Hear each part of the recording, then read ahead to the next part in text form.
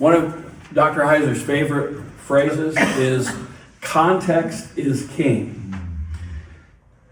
You must read the Bible within the context that it was written. The Bible was written for us, but it was not written to us. The Bible was written by a person to a group of people.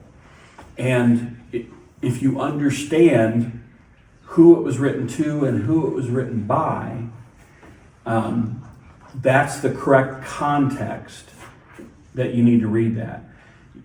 For instance, you don't go to Genesis and read Genesis 1 and 2 and start asking questions about DNA or dinosaurs.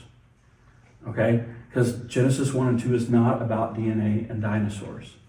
It was written by Moses at or after Sinai to people who did not know who Yahweh God was, and they needed a new identity as they were learning how to be the people of God.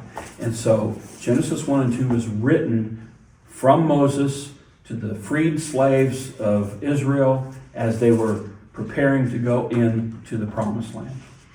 Read things in context. One of the other things that Dr. Heiser would always say, what can the text sustain? We bring our understanding of Scripture, but don't add something to it that you've heard from someone else, a preacher, a systematic theology, whatever.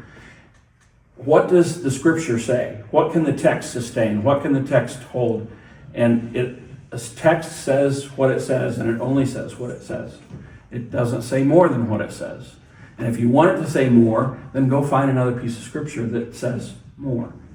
But don't add or subtract to Scripture. The one thing I liked about the study Bible is at the beginning of every chapter, it has, it gives you the author and title, the date and place of the writing, the theme, the purpose and the occasion, the background, all that stuff before you.